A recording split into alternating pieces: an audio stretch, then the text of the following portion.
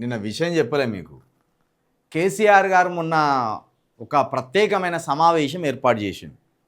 BRS మాజీ ఎమ్మెల్యేలతోటి, తాజీ ఎమ్మెల్యేలతోటి, అదేవిధంగా రాష్ట్ర కార్యవర్గ సభ్యులతోటి, జిల్లాల అధ్యక్షులతోటి, ఇట్లా దాదాపు ఒక 600-700 మంది ప్రధాన బీఆర్ఎస్ లీడర్లతోటి కేసీఆర్ గారు ప్రత్యేకమైన సమావేశం ఏర్పాటు చేసింది. ఈ సమావేశానికి ముందు కేసీఆర్ గారు ప్రవర్తించిన తీరు అక్కడున్న అందరినీ కూడా ఆశ్చర్యానికి గురి చేసిందట. వాళ్ళలో ఓ రకమైన ఆందోళన కూడా కలిగించిందనేది మాట్లాడుకుంటున్నారు. ఎప్పుడైతే టీఆర్ఎస్ భవన్లకి టీఆర్ఎస్ అంటే చచ్చిపోయింది ఆ పార్టీ వాళ్ళది, బీఆర్ఎస్ భవన్లకి ఈ 700-800 మంది ప్రవేశించడంలో ప్రతి ఒక్కరి సెల్ని స్విచ్ ఆఫ్ చేసి బయట లాక్కొని సెక్యూరిటీ దగ్గర పెట్టుకున్నాడట. ఆఖరికి కేటీఆర్ గారి ఫోన్తో సహా కేసీఆర్ గారు అందరి ఫోన్లను స్విచ్ ఆఫ్ చేసి ఆడ బయట పడేసి లోపలి రండి అన్నాడట. లోపలికి పోయినాక తలుపులు మూసిందట. అసలు తెలంగాణలో బీఆర్ఎస్ పార్టీ 1% కూడా గ్రాఫ్ పెరగలేదట.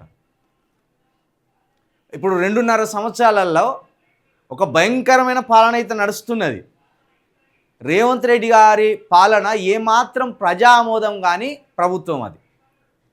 ప్రజలు ఆయన పాలన పట్ల ఏమాత్రం సంతోషంగా లేరు. ఏ వర్గం కూడా సంతోషంగా లేదు. ఐటీ ఇండస్ట్రీ నుండి తీసుకుంటే వ్యవసాయ రంగం దాకా, ఇండస్ట్రియల్ రంగం నుండి తీసుకుంటే ఆటో డ్రైవర్స్ దాకా, లేకపోతే వృద్ధాప్య పింఛన్ల నుండి తీసుకుంటే గ్రాడ్యుయేట్స్ వరకు, ఏ వ్యవస్థ కూడా, ఏ రంగం కూడా, ఏ వర్గం కూడా రేవంత్ రెడ్డి గారి పాలనలో సంతోషంగా లేరు, సంతృప్తిగా లేరు అసలే. కానీ ఈ టైంలో బీఆర్ఎస్ లాంటి పార్టీ గ్రాఫ్ పెరగాలి, బీఆర్ఎస్ రావాలని ప్రజలు కోరుకోవాలి. కానీ ఏం జరిగింది? బీఆర్ఎస్ గ్రాఫ్ అసలు పెరగలేదట. దీనికోసం కేసీఆర్ గారు తలుపులు మూసి సెల్లులన్నీ ఆఫ్ చేసి బయటపడేసి ఇక తిట్టినాడు ఒక్కొక్కరిని. ఫుల్ సీరియస్ అయినట. మీరు ఫేస్బుక్లలో పోస్టులు పెట్టుకుంటూ, యూట్యూబ్ వీడియోలు వేసుకుంటూ, రీల్స్ వేసుకుంటూ, ఇదే మా నాయకత్వం అని భ్రమపడితే, లేకపోతే న్యూస్ ఛానళ్ళలో కూర్చొని, డిబేట్స్లో కూర్చొని ఇక మా అంత మాట కారిలేరని మీరు భ్రమపడితే మీరు లీడర్లు కాలేరు, మిమ్మలను నాయకులుగా ప్రజలు గుర్తించలేరు. కాబట్టి మీరు ఎవరెవరు ఏం చేస్తానో ప్రతి ఒక్క రిపోర్ట్ నాకు అందుబాటులో ఉంటుంది. ఇప్పటికే పార్టీ నాశనం అయిపోయింది. మీరు ఇంకా పార్టీని పట్టించుకోకుండా, ప్రజా సమస్యల మీద పట్టించుకోకుండా, ప్రజల్లోకి పోకుండా, ప్రజా పోరాటాలు చేయకుండా మళ్ళా అధికారంలోకి వస్తామనే భ్రమలో బతికితే కనుక మీకు ఎవరికి కూడా టికెట్లు ఇవ్వనని చెప్పిండట. అందరి ముందే కేటీఆర్ను కూడా అన్నాడట. ఆఖరికి కూడా కేటీఆర్ కూడా టికెట్ ఇవ్వను నేను ప్రజల్లో లేకపోతే, హరీష్ రావుకు కూడా ఇవ్వను టికెట్ నేను అని చాలా నిర్మోమాటంగా కుండ బద్దలు కొట్టినట్టు కేసీఆర్ గారు తలుపులు మూసి మరీ బీఆర్ఎస్ లీడర్లకు క్లాస్ బీకింది. ఇది ఇప్పుడు రాజకీయ వర్గాలలో బీఆర్ఎస్ వర్గంలో ఓ చర్చనీయాంశంగా మారింది. ఎందుకు కేసీఆర్ క్లాస్ బీకిండు అంటే ఇది క్లాస్ బీకిండు.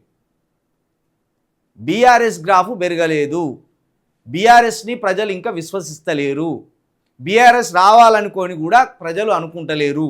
వీళ్ళు బలవంతపు రాతలతోటి, నమస్తే తెలంగాణ పేపర్ లాంటి పేపర్లో బలవంతపు రాతలు, తెలుగు స్క్రైబ్ లాంటి ఒక డిజిటల్ పేపర్లో బలవంతపు రాతలు, ఈ బలవంతపు రాతలతోటి కేసీఆర్ వైపు ప్రజలు చూస్తున్నారు అని నమ్మబలుపుతాలను తప్పించి కేసీఆర్ గారు రావాలని ఏ వర్గాల ప్రజలు కూడా ఆశిస్తలేరు, భావిస్తలేరు. అట్లా అని రేవంత్ రెడ్డి గారి పాలన మీద సంతృప్తిగా ఉన్నారా ప్రజలు అంటే అస్సలు లేరు. మరి కేసీఆర్ గారిని ఎందుకు విశ్వసిస్తలేరు అంటే ఇక్కడ 2 అంశాలు ఉన్నాయి. దళితుల పట్ల కేసీఆర్ గారు చేసిన మోసం స్పష్టంగా ఉంది, బీసీల పట్ల కేసీఆర్ గారు చేసిన మోసం స్పష్టంగా ఉన్నది. ఇక ఎస్టీల పట్ల అయితే ఎస్టీలకు ఎస్టీలకే కొట్టుకునే పరిస్థితులను కల్పించండు కేసీఆర్ గారు. ఇవన్నీ కూడా ఆయా వర్గాలలో బలంగా ఉన్నది. కొంత రైతులు కేసీఆర్ గారు వస్తే మళ్ళీ మంచి జరుగుతుందని వీళ్ళు మభ్యపెట్టినప్పటికీ రైతులను కూడా కేసీఆర్ గారు ఒకానొక సమయంలో తలబిరుసు తనంతో మీరు వరేస్తే ఊరే అనే అంత ఒక దుర్మార్గమైన ప్రకటన కూడా చేసింది. రైతులు మర్చిపోలే. కాకపోతే గుడ్డెత్త కంటే లేనత్త కంటే గుడ్డెత్తనయం అనే ఒక అంశంతో కొంతమంది రైతులు కేసీఆర్ వస్తే బాగుండేమో అని బలవంతంగా వీళ్ళు మైకులు తీసుకుపోయి ముందర పెడితే చెప్తున్నారు. అసలు కేసీఆర్ను ఓడగొట్టిందే రైతులు. టీఆర్ఎస్ పార్టీ ఓడిపోయింది ఎక్కడ? గ్రామీణ ప్రాంతాల్లోనే ఓడిపోయింది.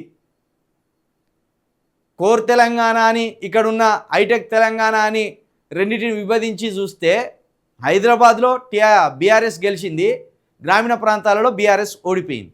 దీన్ని బట్టి కేసీఆర్ గారు ఓడగొట్టింది వాళ్ళు రైతులే ఓడగొట్టింది. అంటే రైతులకు కేసీఆర్ గారి మీద అంతగా మమకారం కానీ అంత నమ్మకం కానీ లేదు. ఖచ్చితంగా చదువుకున్న యువత ఏమని కోరుకుంటాను, లేకపోతే విద్యావంతులు ఏం కోరుకుంటాను అంటే ఒక మంచి ప్రభుత్వం. ఎలాంటి ప్రభుత్వం అంటే ఒక సామాజిక అంశాలతోటి కూడిన ప్రభుత్వాలు రావాలి. ఇక ఈ బూర్జవ ప్రభుత్వాలు, బూర్జవ రాజకీయ నాయకులు అంతం కావాలి. మేమే అధికారంలో ఉండాలి, ఓ సామాజిక న్యాయం అనేది ఉండదు. కేసీఆర్ గారు ఏమన్నారు? కేజీ టు పీజీ ఉచిత విద్య పోరి అన్నాడు. ఇస్తే పాపం, ఇక కంటికి కనబడితే పాపం.